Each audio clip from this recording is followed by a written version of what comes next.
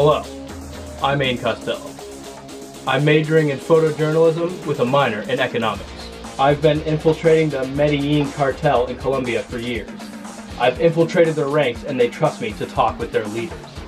From now on, they know me as Ricardo Slops. I'll be traveling all across Colombia talking to various cartel members and their leaders. I will then be talking with 2 DEA agents and what they think about the cartel. I will go back to Miami and finally wrap up with some money laundering and see how it affects the economy. Okay guys, this is Pablo Escobar's house, his lair, so let's see if he's in here. He told us to just come in, so keep your fingers crossed. This could get dangerous. Mr. Escobar, thank you for having us. Mr. Slops, nice to meet you. So tell me about your life, Mr. Escobar. Yo soy Pablo Escobar. I was born in Colombia, a very poor man in a very poor family. I worked my way into the cartel, began working as a low-level distributor, and worked my way up through violence and good leadership. And now I run the biggest cartel in the world. I am responsible for 90% of the cocaine in the United States. And this is my pooch. Oh wow, he's a cutie. So Mr. Escobar, how big was your Medellin cartel at its peak? I would say that directly, my cartel employs at least 10,000 workers, maybe more. But if you look at everybody who is affected by this, you may reach numbers 750,000 or greater. So Mr. Escobar, how much money would you say you've made in total thus far? Well, it is hard to place a number. I would guess I am approaching the $3 billion US mark.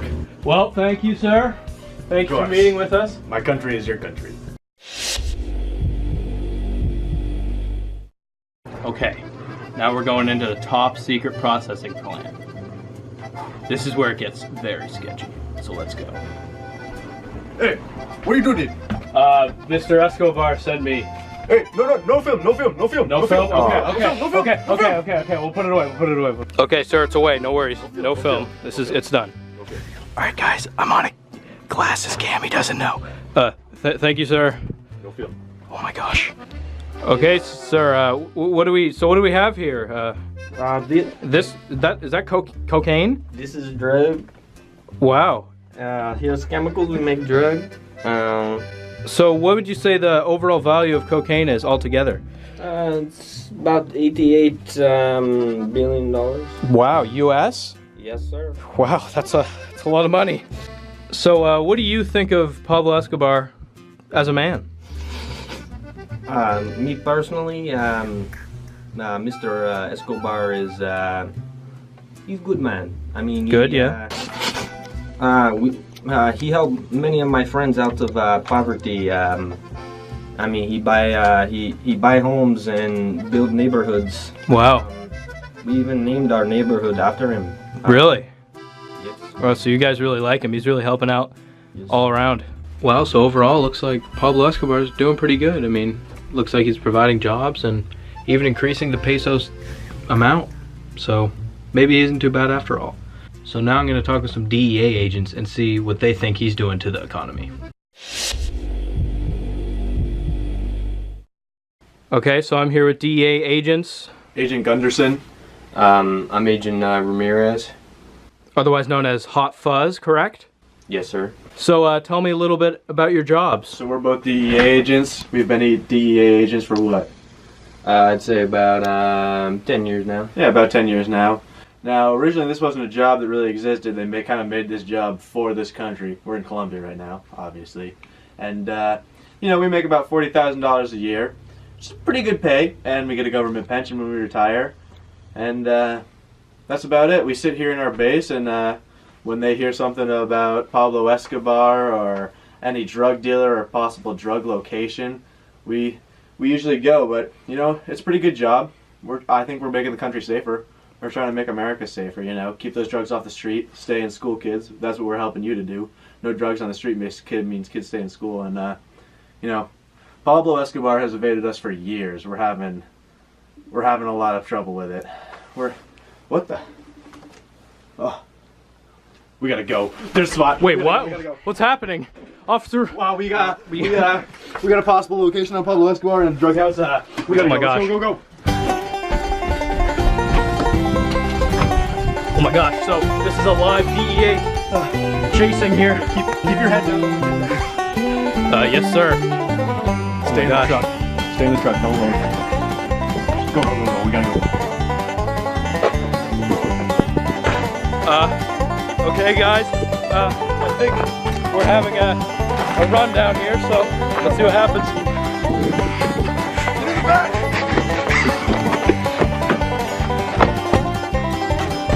We only get these chances once every few months.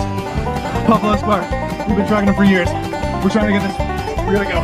Keep your head down. Well, coming down, going. Keep your head down. Okay, guys, I'm in the back of a DEA truck right now, and this is a live chase. What do we do? It gets serious. Watch out. We've had buddies die doing this. The Colombian cops, you never know. Sometimes they're on our side, sometimes they're not. Watch out. We're approaching the house right now. Oh my gosh, are you serious? Are you serious? Keep your head down. Is this? Stay out of the way. It's right here. Oh my gosh. A little bit further. Alright, we're here. Oh, stay behind the truck.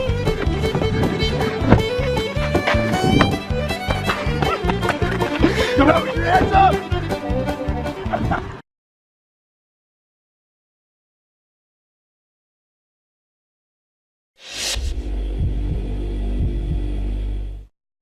Okay, I'm here in Norman's Cay, one of Pablo Escobar's private islands.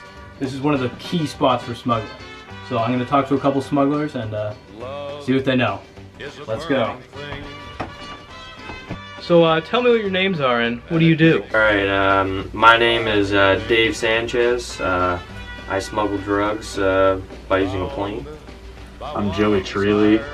I smuggle drugs by boat. I'm the fridge. I'm security. Okay. So Mr. Sanchez, I heard something about dumping of planes. Would you care to explain that? So basically, you know, we load the planes up with drugs in Colombia or wherever it is. You know, and I fly over to the Caribbean and I dump the drugs there. And when I'm done dumping the load, I crash a plane in the water, ditch it. And I pick them up in a boat sometimes, or other times I'll be picking up the drugs floating in the water. We call them square groupers down in Florida. And new plane every time. Money's not really a big issue to the boss man. So Mr. Trilli, can you talk about the change in price of cocaine? You see, cocaine doesn't cost as much in Colombia. The big man, the boss man, Mr. Escobar, he pays about $1.30 per kilo that the farmers pay, per kilo of leaf that the farmers pay. And you know, they get pretty small wages. And then, with all the chemicals, it costs about $600 to make a kilo of cocaine. In the Colombian jungle, that kilo's worth about $2,000. Wow. You get it farther into Colombia and Mexico, $10,000. Now here's the thing. No way. You cross that over into the U.S., my specialty, by boat. That kilo is worth 25 G's in the U.S. 600 to make in Colombia, 25,000. 25,000 untaxed dollars. Cash. That's why he can be dumping planes. Wow, that's a good percent return. Okay, right now we're gonna shadow how a typical drug deal looks like. So this is real drugs, so again, this could get cautious. Oh, this is my pal here, he's gonna go infiltrate, let's see. Hey man, hey. You got the drugs? Hey, you ain't no pig, S.A. No, I ain't no narc. You got the drugs? I got the money. I don't know, S.A. I got the money. Let me see the cash. As you can see, that's a lot of money just for one. That's Just a bag, please.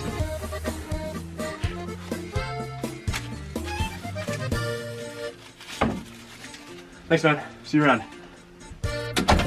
All right, let's go. So That how much? scares me every time, dude. How much did that just cost you? You know, this cost me anywhere from 50 to 100 on a. You know, I get the stuff straight from Colombia, man. And you know, it's a costly habit, but I'm addicted. You know, I spend 2 to 3 grand a week on it. Wow. It's like 52 times 2 is like, it's like 100 grand a year more, man. And that's all untaxed dollars, and you know, government wants their fair share. Narcs, they're trying to get me, and you know, that's why there's so many police out there, and you know, that's why he was so scared down there, because U.S. doesn't like when they don't have their money, and yeah, that's what they're trying to get those tax dollars back. All right, right now we're gonna go to the laundromat. This is a fake business how they money launder, so this is how it's done, so let's see.